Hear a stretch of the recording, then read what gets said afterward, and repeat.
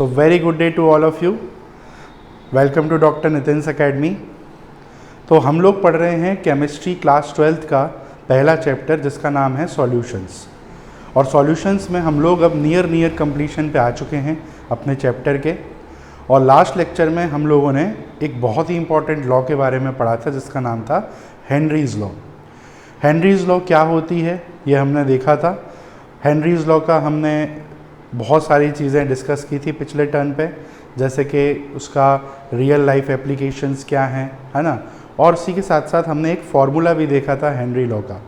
क्या था? P is equal to KH into mole fraction.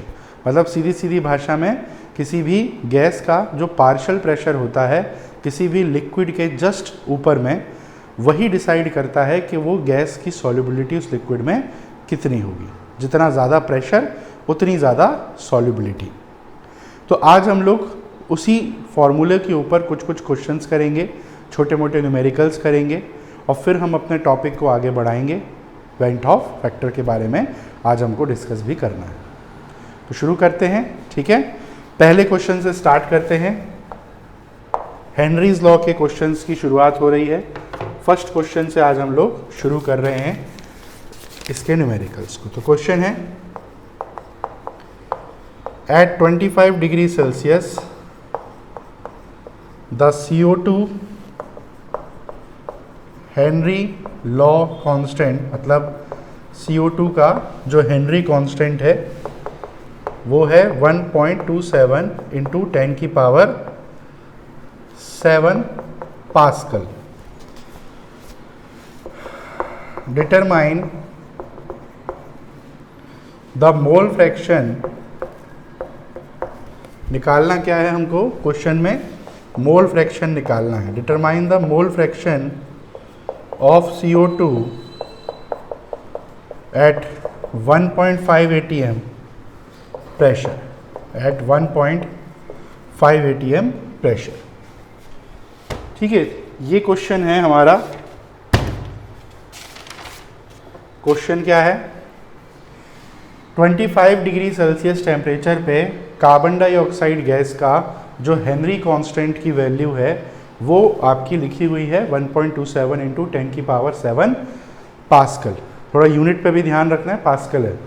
Determine क्या करना है? मोल फ्रैक्शन, ठीक है, जिसका CO2 का ऑब्वियसली कितने प्रेशर पे? 1.5 atm प्रेशर पे। चलिए, तो देखने में तो बहुत ही स्ट्रेट फॉरवर्ड क्वेश्चन है और बिल्कुल स्ट्रेट फॉरवर्ड ही है ना। दो वैल्यूज़ दी हैं, तीसरी निकालनी है।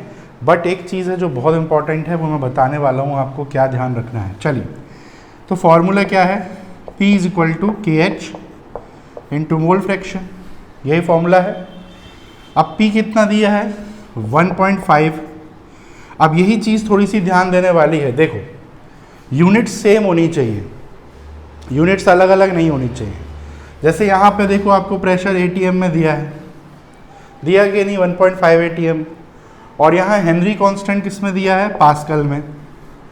ठीक है, तो आपको सेम यूनिट में आंसर निकालना ज़रूरी है।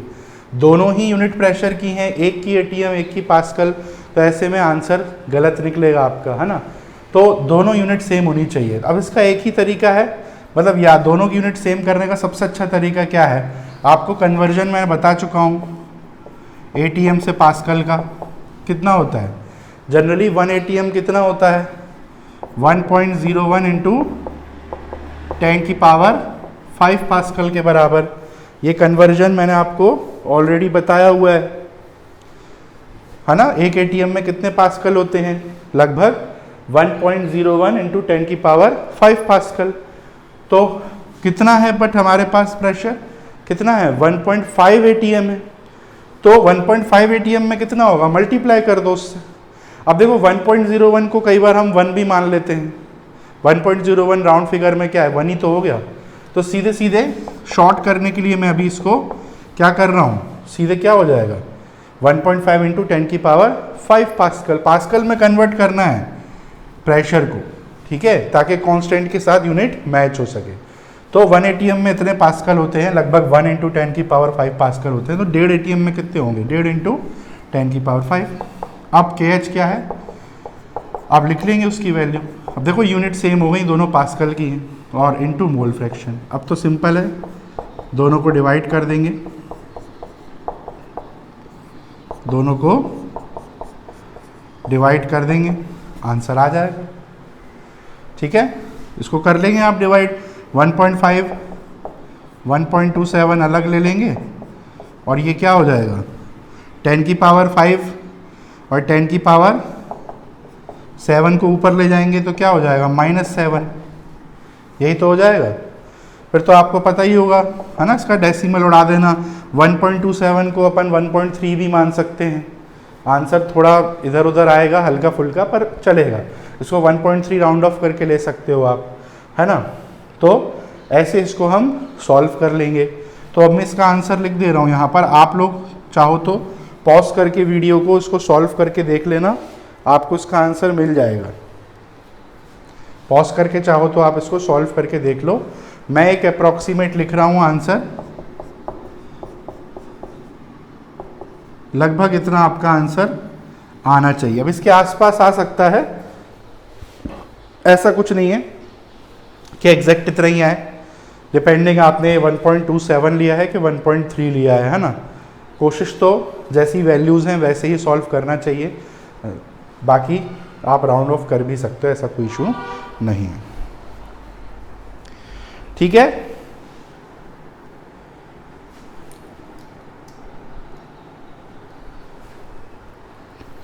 चलिए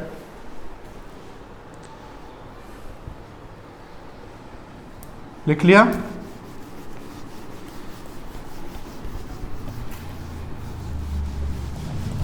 अगला क्वेश्चन देखते हैं।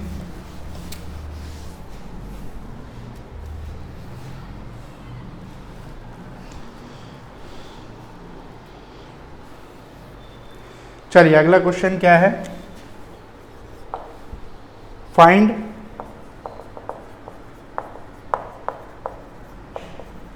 Henry constant, find Henry constant for CO2 dissolved in water, for CO2 dissolved in water at 298 Kelvin, at 298 Kelvin, the mole fraction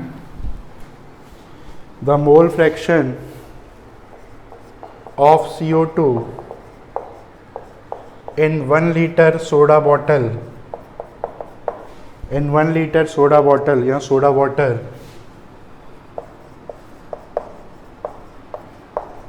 when packed under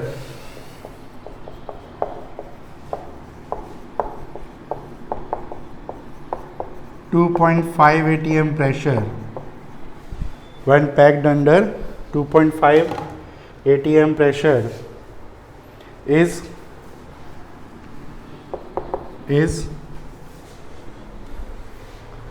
1.517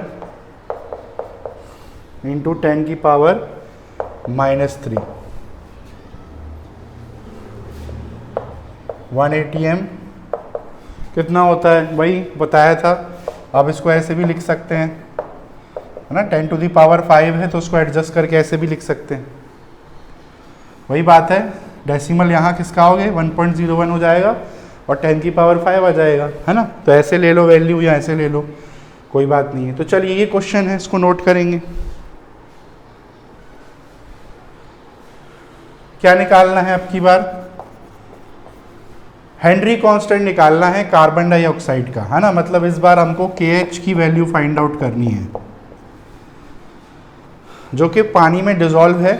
CO2 और वाटर के मिक्सचर को क्या बोलते हैं, सोडा वाटर, है ना, जो आगे लिखा हुआ है। मोल फ्रैक्शन निकालना है इस बार आपको, किसका, CO2 का, नहीं sorry, find Henry constant, Henry constant निकालना है KH CO2 का वाटर में।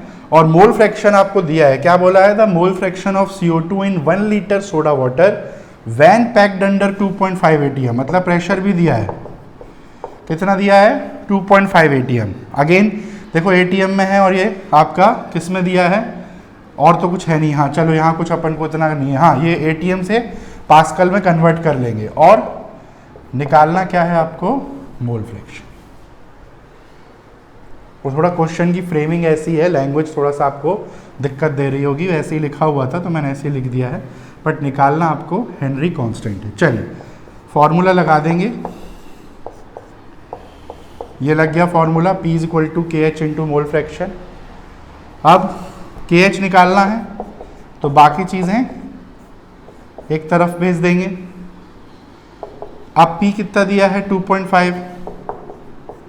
2.5 ATM। अब देखो इन्होंने यहाँ पर अलग से ब्रैकेट में क्या मेंशन किया है कि एक ATM इतने पास्कल के बराबर है, मतलब वो चाह रहे हैं कि आप इसको पास्कल में कन्वर्ट करो, है ना, तो कर देते हैं। एक ATM में कितने पास्कल होते हैं, इतने 101325, तो 2.5 ATM में कितने होंगे, 2.5 इंटू कर दो मल्टीप्लाई, या आपको ये वैल्यू बड़ी लग रही है तो वो वाली यूज़ कर लो 1.01 इंटू 10⁵ पास्कल, वो ज़्यादा इजी पड़ेगा उससे सॉल्व करने में।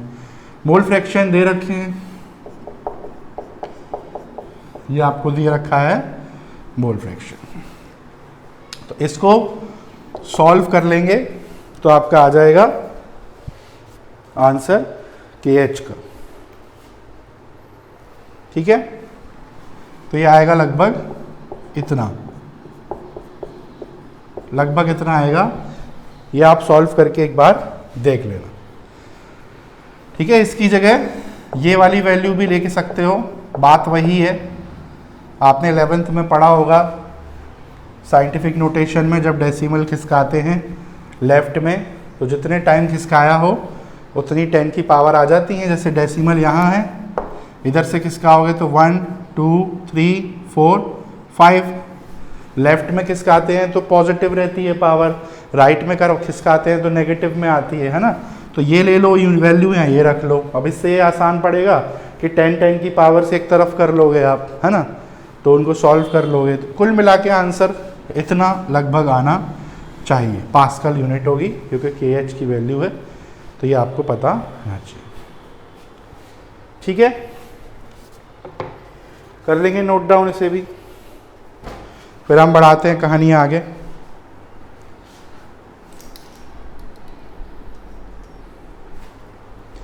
चलिए और देखते हैं,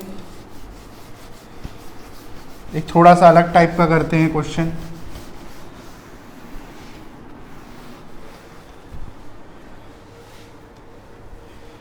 KH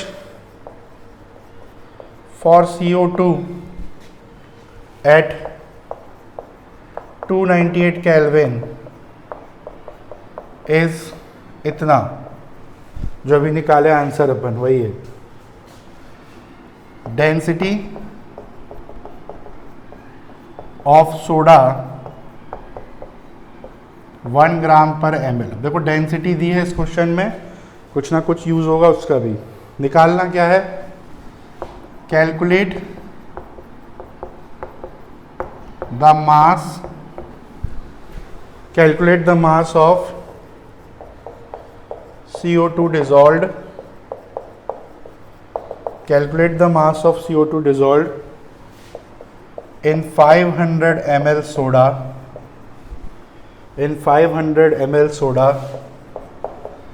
at 2.5 atm CO2 pressure, at 2.5 atm CO2 pressure। चलिए, जब तक मैं इंक भर रहा हूँ आप क्वेश्चन देखिए, समझिए क्वेश्चन को और कोशिश करिए कैसे होगा।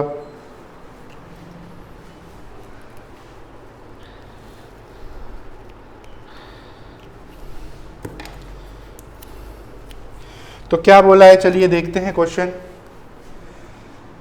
CO2 है कार्बन डाइऑक्साइड, उसका KH की वैल्यू आपको दे रखी है, अभी जस्ट हमने पिछले क्वेश्चन में निकाली भी। KH कितना दिया है, KH 1.67 इंटू 10⁸ पास्कल। ठीक है, साथ ही साथ आपको क्वेश्चन में डेंसिटी भी दी हुई है, उस पर भी अपन आएंगे 2 मिनट से।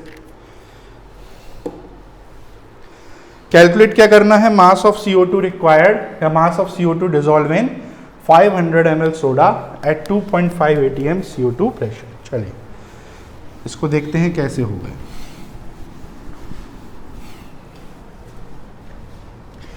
तो देखो फॉर्मूला तो वही लगेगा हेनरी लॉ का। क्या लगेगा formula, P is equal to KH into mole fraction, है ना, CO2 का पार्शियल प्रेशर।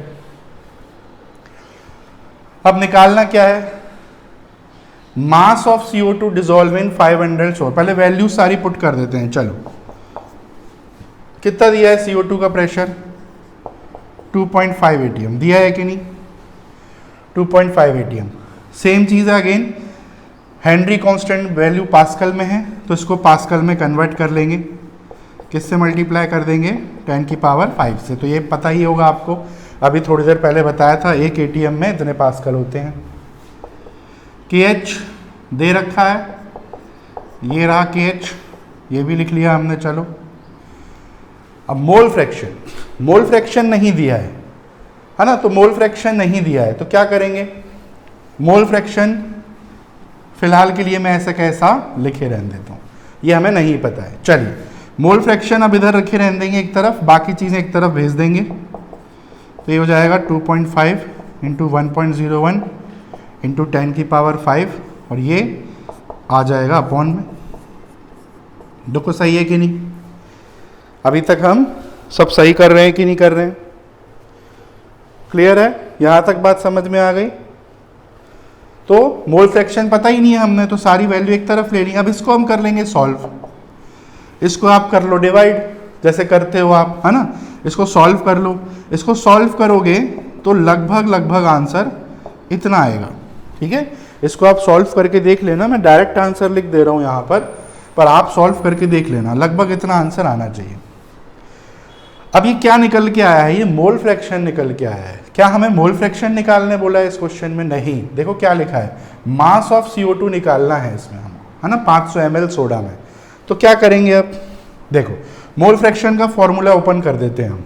मोल फ्रैक्शन का फॉर्मूला क्या होता है, कैसे होता है mole fraction, number of moles of the component. जैसे यहाँ पे किसका मोल फ्रैक्शन है, CO2 का, तो CO2 के नंबर ऑफ मोल्स ऐसी तो होता है ना, डिवाइडेड बाय टोटल।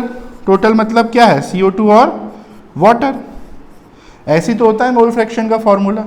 और कितना आ गया है, ये अपन निकाल ही चुके हैं, ये इतना आया है। तो हमने क्या किया, मोल फ्रैक्शन का फॉर्मूला ओपन कर लिया पूरा। अब क्या करेंगे, अब देखो, अब यहाँ पर क्या हो रहा है, हमको CO2 के नंबर ऑफ मोल्स भी नहीं पता, हमको वाटर के भी नहीं पता, ये भी अननोन, ये भी अननोन, है ना, और नीचे में तो दो अननोन आ गए। तो बहुत सारी अननोन वैल्यूज़ आ रही हैं यहाँ। इसको थोड़ा सा सिंप्लीफाई कर सकते हैं हम। कैसे सिंप्लीफाई कर सकते हैं, देखो ये मोल फ्रैक्शन जो आया है किसका आया है, ये है CO2 का, है ना, उसी का ही तो है ये मोल फ्रैक्शन CO2 का। अब देखो क्या आया, 1.5 इंटू 10 की पावर -3। -3 मतलब क्या है, बहुत छोटा है। कैसा है, बहुत छोटा नहीं है मोल फ्रैक्शन CO2 का, है ना, स्मॉल वैल्यू है। मतलब वाटर के कंपैरिजन में CO2 बहुत कम है, उसके अंदर सोडा में बहुत कम है। तो ऐसे केसेस में अक्सर हम क्या करते हैं, जो बहुत ही छोटी है उसको हम नेग्लिजिबल मान सकते हैं, मतलब इग्नोर कर सकते हैं। अब इग्नोर मतलब ये नहीं ऊपर वाले को भी इग्नोर कर दिया, ये तो रहेगा। कहने का मतलब ये कि जो नीचे में है ना CO2 + H2, इसमें CO2 को हम इग्नोर कर सकते हैं, मतलब इसको हम मान सकते हैं कि है ही नहीं, 1 मान लो या मानो ही मत कुछ, नेग्लिजिबल, क्योंकि लिटरली बहुत कम है। इससे होगा ये ना कि हमारे लिए थोड़ा सा इजी हो जाएगा, केवल 2 वैल्यूज़ बचेंगी, ऊपर CO2 नीचे H2, ये आसानी हो जाएगी। क्या हो जाएगी आसानी, तो देखो अब सिंपल है, सीधे सीधे इनके फॉर्मूला ओपन कर देंगे। नंबर ऑफ मोल्स कैसे निकलता है, given mass upon molar mass. तो CO2 का गिवन मास वही तो निकालना है, x। CO2 का मोलर मास निकाल लो, कार्बन 12, ऑक्सीजन 16, 16 2 32, है ना, और 32 और 12 कितना होता है, 44, 44 अपॉन H2O का गिवन मास और अपॉन H2O का मोलर मास। अच्छा H2O का गिवन मास नहीं दिया है, H2O का गिवन मास नहीं दिया है, तो क्या करेंगे देखो, अब यहाँ पर डेंसिटी काम में आएगी आपको। अब यहाँ पर क्या काम आएगी हमको, डेंसिटी। सोडा में क्या होता है, मेनली वाटर ही तो होता है, पूरा हम वाटर ही कंसीडर भी कर रहे हैं, तो देखो डेंसिटी यहाँ पर अब आपको काम आएगी। डेंसिटी का फॉर्मूला क्या होता है, मास अपॉन वॉल्यूम होता है कि नहीं। डेंसिटी कितनी है 1, मास यही तो निकालना है वाटर का, वाटर ही तो मान रहे हैं हम सॉल्वेंट पूरा। वॉल्यूम कितनी है 500 ml, है ना, वॉल्यूम कितनी है देखो 500 ml सोडा है, तो यहाँ से मास नहीं आ गया आपका वाटर का, कितना आ गया 500 ग्राम आ गया कि नहीं, 500 ग्राम। तो कितना है वाटर 500, ठीक है। अब आप बोलोगे ये तो सोडा का वॉल्यूम दिया हुआ है, बिल्कुल है, सोडा मतलब CO2 प्लस वाटर दोनों की वॉल्यूम है, पर CO2 को तो हमने इसमें नेग्लिजिबल मान लिया ना, इसलिए हम मान के चल रहे हैं कि ये जो भी कैलकुलेशन है वो सिर्फ वाटर की है। आइडियली वो मास निकला ना 500 ग्राम, वो पूरे सोडा का मास है, मतलब वो CO2 का भी मास है, पर CO2 अपन इग्नोर मार रहे हैं वाटर के अंदर वाली को, तो ये 500 हो गया। और वाटर का मोलर मास तो पता ही होगा आपको 18 होता है, 18, बस ये आ गया। और इक्वल टू के साथ ये है ही 10 की पावर -3। अब इसे कर लेंगे सॉल्व, आ जाएगा आंसर, ठीक है। क्या हो जाएगा ये x अपॉन 44, अब तो कर लोगे ना, ये ऊपर जाके 18 अपॉन 500 हो जाएगा। अब x इधर रखो, बाकी चीज़ें उधर भेज दो, तो क्या हो जाएगा 1.5 इंटू 10 की पावर -3 इंटू 44 इंटू 500 और अपॉन में क्या आ जाएगा 18, यही तो होगा, ये आपका फाइनल इक्वेशन बनेगी। तो यहाँ से हम सॉल्व कर लेंगे इसको, तो आपका आंसर आ जाएगा, ठीक है, इसका आंसर आ जाएगा। कितना आएगा 1833.3, 10 की पावर -3 अलग कर दो, बाकी चीज़ों को सॉल्व कर लो। 1833.3 इंटू 10 की पावर -3, या फिर डेसिमल को 1 2 3 यहाँ ले आओ, तो ये हो जाएगा 1.8। अब लेफ्ट में खिसकाते हैं तो प्लस में आता है, और 3 बार खिसकाया है 10 की पावर -3, तो ये दोनों तो कट ही गए। 10 की पावर 3 और -3 भाई दोनों पावर को जोड़ोगे तो 10 की पावर 0 आएगा, और 10 की पावर 0 1 होता है, तो सिर्फ क्या बचेगा 1.8 ग्राम, यानी कि ये है हमारा CO2 का मास जो 500 ml सोडा के अंदर डिजॉल्व है। कितनी है, मात्र 1.8 ग्राम। तो घुमा फिरा के देखो फॉर्मूला तो वही है, और कोई फॉर्मूला अलग से पैदा तो होगा नहीं, लगेंगे वही चीज़ें जो आपने अभी तक पढ़ी हैं, तो कोई नई चीज़ तो है नहीं, वही फॉर्मूला लगना है, बस वही है, कभी ये पूछ देते हैं कभी वो पूछ देते हैं। तो ऐसे भी क्वेश्चन हमको करने के लिए आते हैं एग्जाम में। चलिए नोट कर लेंगे इसको, फिर हम आगे बढ़ते हैं टॉपिक में। लिखा, तो ये हो गए कुछ न्यूमेरिकल्स हेनरीज लॉ के ऊपर। बाकी और क्वेश्चंस हैं तो वो आप प्रैक्टिस करते रहो, आप अपनी एनसीईआरटी से प्रैक्टिस कर सकते हो, बुक में भी हैं कई सारे क्वेश्चन इसके ऊपर। तो जितना ज़्यादा आप प्रैक्टिस करोगे उतने बड़े बड़े डिफ़िकल्ट लेवल के क्वेश्चन भी आपसे बन सकेंगे। चलिए, तो ये तो हो गई बात सॉल्युबिलिटी की, है ना। अब क्या बचा है पढ़ने के लिए इस चैप्टर में। अब जैसे मैंने बोला था 2 टॉपिक रह गए थे, एक सॉल्युबिलिटी था जो हमने ऑलरेडी कवर कर ही लिया, पूरा हेनरी लॉ के साथ उसका पैकअप हो चुका है। अब एक टॉपिक और बचा है आखिरी इस चैप्टर में पढ़ने के लिए, and that is went half factor. तो आज हम लोग वेंट हॉफ फैक्टर शुरू कर दे रहे हैं। ऑब्वियसली एक लेक्चर में ख़त्म नहीं होगा वो, क्योंकि बड़ा टॉपिक है वो, उस पर क्वेश्चंस भी हैं, न्यूमेरिकल्स भी करने रहेंगे हमें, पर बेसिक आइडिया एक थोड़ा सा इंट्रोडक्शन हो सकता है, जितना कवर कर पाएंगे उतना अपन आज कर लेते हैं। तो शुरू कर रहे हैं नए टॉपिक को, फाइनल आखिरी टॉपिक इस चैप्टर का, went of factor. Went of factor क्या चीज़ है ये वेंट ऑफ फैक्टर? तो नाम से ही समझ में आ गया होगा, वेंट हॉफ थे, उन्होंने ये एक प्रपोज किया था इस चीज़ को। अब क्या है और किस पर्पज से आ गया है वेंट ऑफ फैक्टर यहाँ पे, तो इसको देखो समझने की कोशिश करते हैं क्या है। एकदम बेसिक से समझा रहा हूँ आपको। हम लोग बेसिकली इस चैप्टर में पढ़ किनके बारे क्या पढ़ रहे हैं अपन, पूरे चैप्टर का नाम क्या है, सॉल्यूशन। यही तो पढ़ रहे हैं हम इस चैप्टर में, सॉल्यूशन के बारे में। अच्छा, सॉल्यूशन किससे मिलके बनता है, सॉल्यूट से और सॉल्वेंट से, है ना। हर सॉल्यूशन इन्हीं दो कंपोनेंट से बनता है, सॉल्यूट होता है और सॉल्वेंट होता है। अच्छा, सॉल्यूट और सॉल्वेंट में से अगर मैं आपसे पूछूं कि अभी इस चैप्टर में ज़्यादा इंपॉर्टेंट कौन था हमारे लिए, मतलब वैसे तो दोनों ही मिलके बना रहे हैं सॉल्यूशन को, पर दोनों में से किसका रोल ज़्यादा होता है, तो ज़्यादा रोल सॉल्यूट का होता है। क्यों?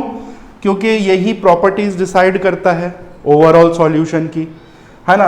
अलग अलग फेजेस में भी होता है, प्रॉपर्टीज भी डिसाइड करता है, मल्टीपल भी होते हैं सॉल्यूट, सब आपको स्टार्टिंग में पढ़ाया है। कंसंट्रेशन भी हम इसी के बेसिस पे निकालते हैं। वो छोड़ो, इस पूरे चैप्टर में हम जो कॉलीगेटिव प्रॉपर्टी पढ़े, क्या होती थी कॉलीगेटिव प्रॉपर्टी, जो सॉल्यूट के नंबर पे उसके अमाउंट पे डिपेंड करे, तो ये ज़्यादा इंपॉर्टेंट है, अभी रोल में है। अब देखो, अभी तक जितने भी सॉल्यूट हमने पढ़े अभी तक के में, है ना, वो सारे के सारे कैसे थे, नॉन इलेक्ट्रोलाइट सॉल्यूट थे। कैसे थे, नॉन इलेक्ट्रोलाइट्स। अभी तक जितना भी हमने पढ़ा सब नॉन इलेक्ट्रोलाइट्स थे। अब सवाल ये उठता है, नॉन इलेक्ट्रोलाइट्स क्या होते हैं, क्या होते हैं नॉन इलेक्ट्रोलाइट्स। तो देखो, ऐसे सॉल्यूट्स जो सॉल्वेंट में डिसॉल्व होने के बाद या सॉल्यूशन बनाने के बाद ना ही टूटे और ना ही जुड़े, उनको बोलते हैं हम नॉन इलेक्ट्रोलाइट्स। क्या होते हैं नॉन इलेक्ट्रोलाइट्स, सॉल्यूट्स या सब्सटेंसेस विच डू नॉट, टूटने को क्या बोलते हैं, डिसोसिएट और एसोसिएट इन द सॉल्यूशन। ऐसे सब्सटेंसेस जो ना ही टूटे सॉल्यूशन में जाके और ना ही जुड़े, मतलब सीधी सीधी भाषा में जैसा आपने उनको जिस फॉर्म में जिस रूप में डाला उसी रूप में वो सॉल्यूशन में भी मौजूद रहेंगे। तो ऐसे सॉल्यूट्स को हम बोलते हैं नॉन इलेक्ट्रोलाइट सॉल्यूट्स। जैसे एग्जांपल के लिए आपका ग्लूकोज, सुक्रोज, यूरिया, भाई यही तो पढ़ रहे हैं अभी हम, घुमा फिरा के क्वेश्चनों में यही सब तो आ रहे हैं अभी तक ज़्यादातर। तो जैसे ग्लूकोज क्या होता है, C6H12O6, इसको मैं अगर वाटर के अंदर डिसॉल्व करूं तो ये उसके वाटर के अंदर जाने के बाद भी इसी मॉलिक्यूलर फॉर्म में रहेगा। देखा था ना अपन ने सॉल्युबिलिटी में, वो स्पेसेस में आके बैठ जाते हैं इसके पार्टिकल्स, तो इसकी फॉर्म चेंज नहीं होगी। ऐसा नहीं होगा कि ये कार्बन हाइड्रोजन ऑक्सीजन तीनों एटम अलग हो गए उसके, ऐसा नहीं होता है। तो ना डिसोसिएट होते हैं ना एसोसिएट होते हैं, ऐसे सॉल्यूट्स को बोलते हैं हम non electrolytes. In case of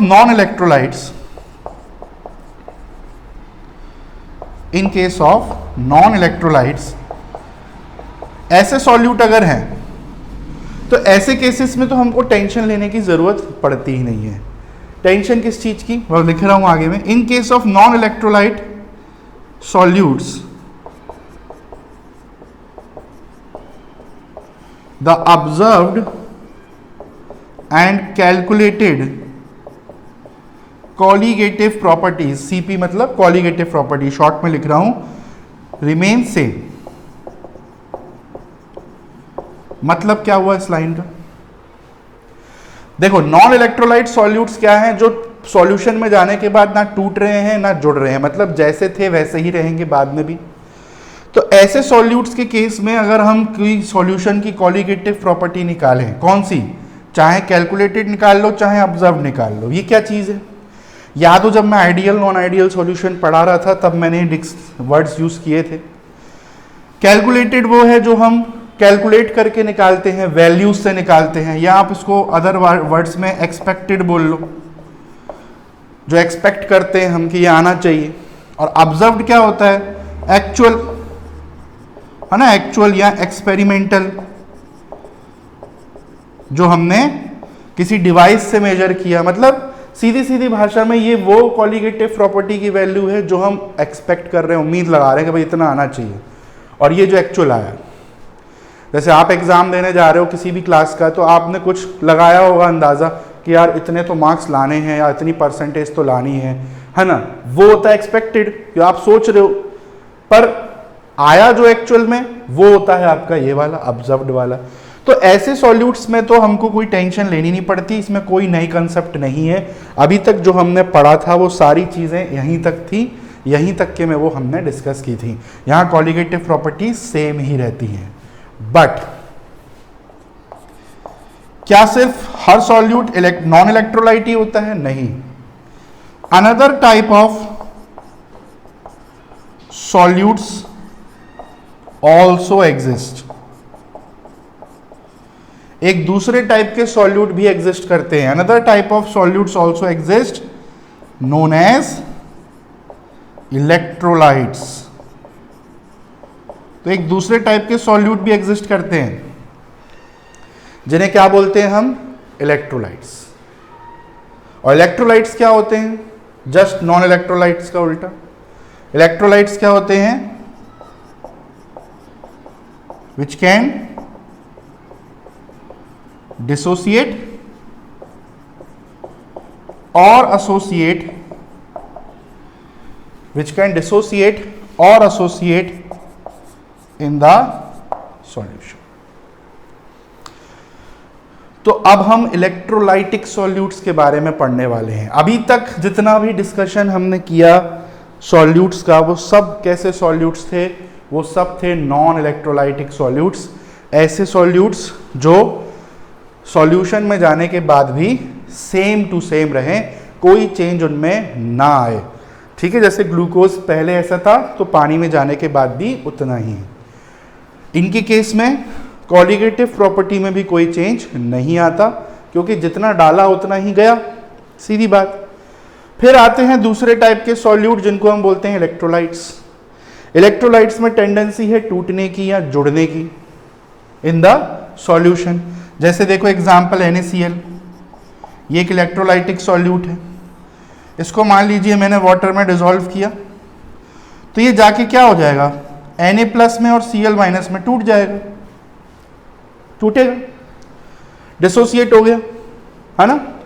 अब ऐसे में क्या हो रहा है? देखो पहले आपने NaCl का कितना सॉल्यूट लिया है? 1, एक ही तो है।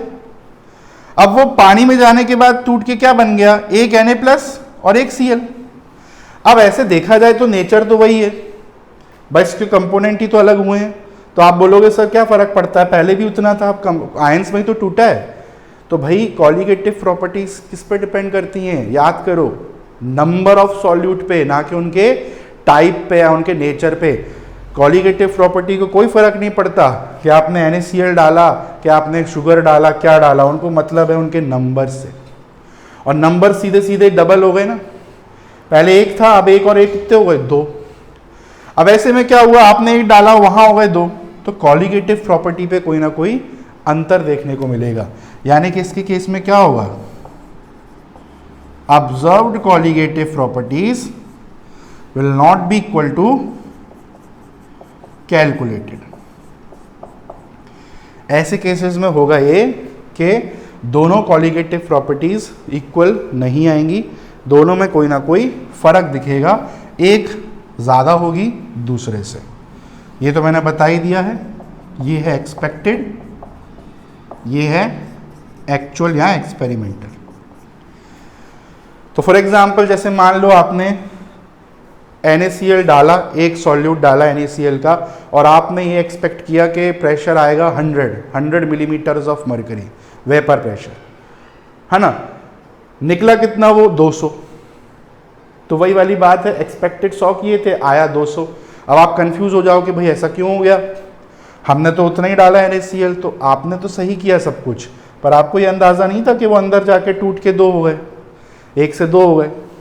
तो ये चेंज प्रॉब्लम देखने को मिलती है। सेम ये तो अपना डिसोसिएट हो गया। एसोसिएशन में भी यही प्रॉब्लम होती है। एसोसिएशन में क्या होता है? जैसे एग्जांपल देखो, Cu2+ और 2OH-। मान लीजिए मेरे पे ये 2 सॉल्यूट हैं, एक है मेरे पे कैल्शियम आयन 1 और 2 क्या है? OH के आयन। तो अभी सॉल्यूट कितने हैं मेरे पास? 2 और 1 3। अब ये जब पानी में जाते हैं तो ये क्या हो जाते हैं, एसोसिएट, जुड़ जाएंगे, एक कॉम्प्लेक्स बना लेंगे। ये देखो, ये आप जानते होंगे क्या बोलते हैं इसे, कैल्शियम हाइड्रोक्साइड स्लेक्ड लाइम। तो ये आपस में जुड़ गए। अब ये कितने हो गए, एक, भाई पूरा एक मॉलिक्यूल बन गया इसका, एक कॉम्प्लेक्स बन गया। तो पहले 3 थे, अब 1 रह गए।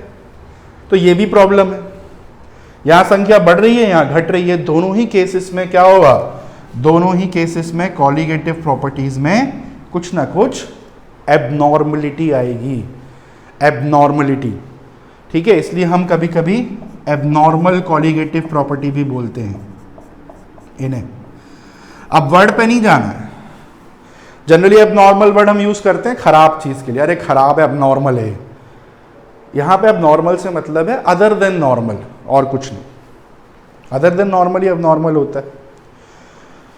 समझ में आया? तो क्या नया पंगा स्टार्ट हो चुका है, अब क्लियर हो गया ना हमको। तो ये चीज होती है इलेक्ट्रोलाइट सॉल्यूट्स के केस में, सिर्फ इन्हीं में देखने को मिलती है ये प्रॉब्लम, इलेक्ट्रोलाइट्स के केस में।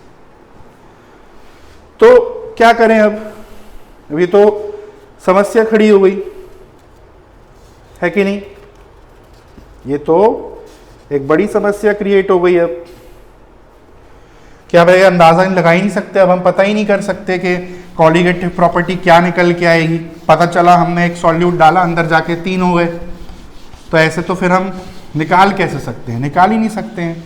तो इस चीज का सॉल्यूशन या इस परेशानी से बाहर निकालने के लिए आए यही वेंट ऑफ भाई साहब, और इन्होंने दिया एक factor.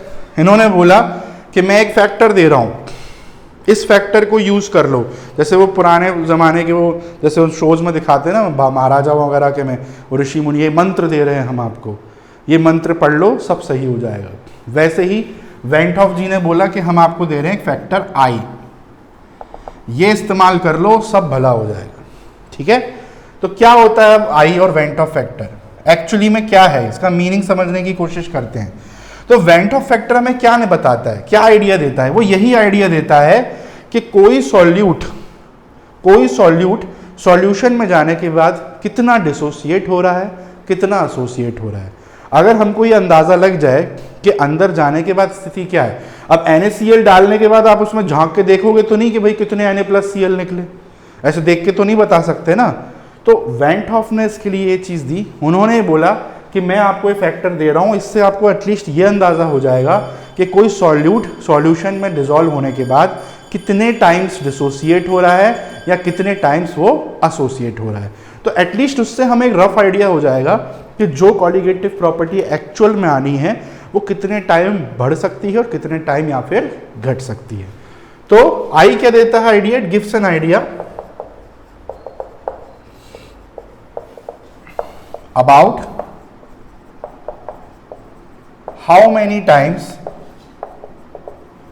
it gives an idea about how many times, many नहीं how much बोल सकते हो, many वर्ड क्यों बोलना है, बार बार थोड़ी ना हो, जो होगा एक बार में हो जाएगा, कितना है ना, how much times the solute particles, how much times the solute particles gets dissociate और एसोसिएट इन सॉल्यूशन। कितने टाइम्स कोई सॉल्यूट पार्टिकल डिसोसिएट या एसोसिएट हो रहा है एक सॉल्यूशन में। अच्छा, ये तो कॉमन सेंस से पता ही होगा, डिसोसिएट होंगे तो सॉल्यूट की संख्या क्या होगी, बढ़ेगी कि घटेगी, डिक्रीज होगी, है ना, सॉरी उल्टा लिख दिया। डिसोसिएशन में क्या होता है, एक है तो 1 से 2 हो गए, तो डिसोसिएशन में क्या होता है, सॉल्यूट इंक्रीज होते हैं, इंक्रीज सॉल्यूट नंबर। और एसोसिएट में क्या हो रहा है, 3 थे जाने के बाद 1 रह गए, तो इसमें डिक्रीज होते हैं सॉल्यूट के नंबर। तो ये तो समझ में आ ही गया होगा आपको, दोनों केसेस में क्या होता है, डिसोसिएशन में क्या होता है, एसोसिएशन में क्या होता है। डिसोसिएशन में टूट के मल्टीपल हो जा रहे हैं तो सॉल्यूट की संख्या बढ़ गई, और इसमें क्या होती है, घट जाती है। क्लियर है? तो ये आइडिया हमको किससे मिलता है? वेंट ऑफ फैक्टर से। वो ये चीज निकालने में हमारी मदद करता है। समझ में आ गई बात? ठीक है, तो आई से इसको हम रिप्रेजेंट करते हैं। अब देखो यहां से एक फॉर्मूला आ जाएगा आई का, जो आपको याद रखना है। एक फॉर्मूला यहां पे देख लेंगे आई का, क्या है? Total number of moles of solute, total number of moles of solutes after dissociation या एसोसिएशन, जो भी हो रहा हो, डिवाइडेड बाय अपॉन, अपॉन में क्या आ जाएगा? बिफोर, अपॉन में क्या आ जाएगा? Total number of moles of solute before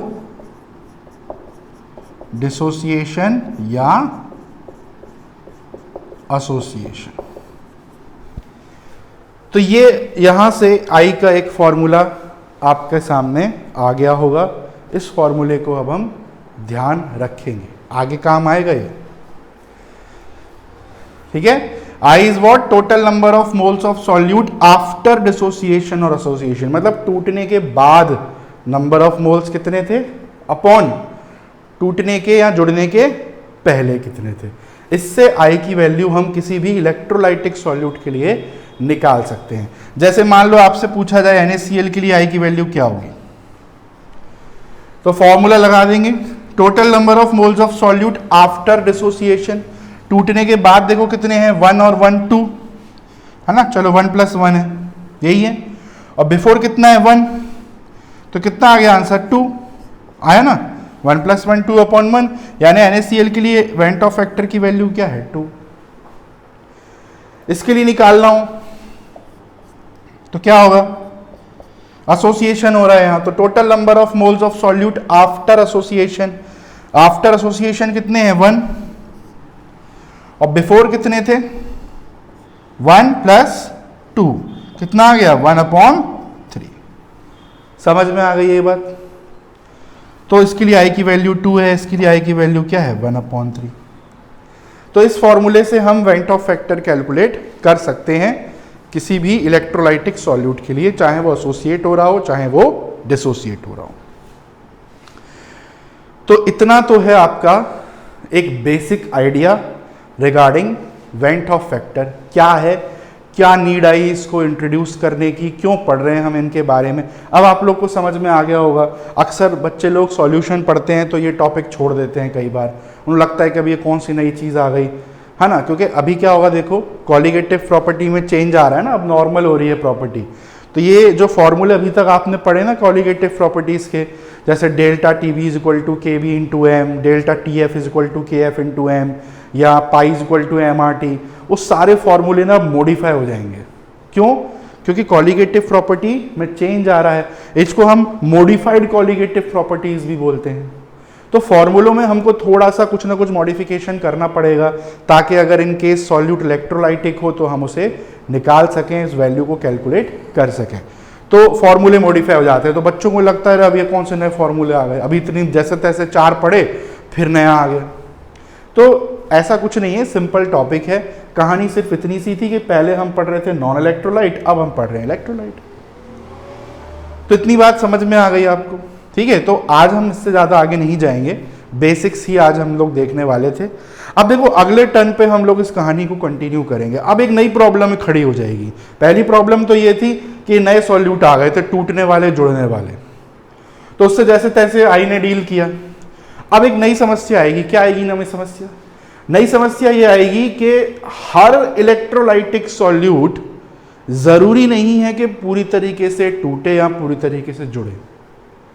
नई प्रॉब्लम क्या? Not every electrolytic solute can 100% dissociate और एसोसिएट इन द सॉल्यूशन। जैसे ये जो भी आपने एग्जाम्पल दिखे 100% था, पूरा पूरा टूट गया, पूरा पूरा जुड़ गया। अब ऐसे इलेक्ट्रोलाइट्स भी आते हैं जो पूरी तरह डिसोसिएट नहीं होते, पूरी तरह एसोसिएट नहीं होते, क्या बोलते हैं उनको हम? Weak electrolytes. ये जो आप पढ़ रहे थे ये स्ट्रॉन्ग इलेक्ट्रोलाइट्स थे, इनके में ज़्यादा टेंशन नहीं होती, क्योंकि एक डाला खत्म, पूरा टूट गया, पूरा जुड़ गया। अब वीक में क्या होगा? डाला अंदर, पता चला पूरा 1 मोल टूटा ही नहीं, पता चला 1 में से 0.3 मोल ही टूटा, तो ऐसे में फिर और गड़बड़। तो खैर वहाँ भी आई डील करेगा उस सिचुएशन से, तो वो हम डिटेल में पढ़ेंगे। नेक्स्ट टॉपिक में हम डिसोसिएशन और एसोसिएशन को थोड़ा डिटेल में पढ़ेंगे। हालांकि ये टॉपिक 11th में भी था, आपके इक्विलिब्रियम चैप्टर में था शायद, degree of dissociation, degree of association, तो उसको थोड़ा सा अलग से डिटेल में पढ़ेंगे हम नेक्स्ट टाइम पे। फिलहाल इतना बेसिक्स आपको वेंट ऑफ फैक्टर के बारे में आइडिया होना चाहिए, ठीक है। चलिए, तो आज के लिए इतना ही। नेक्स्ट टर्न में हम लोग आगे बढ़ाएंगे इसी टॉपिक को कंटिन्यू करते हुए। चलिए।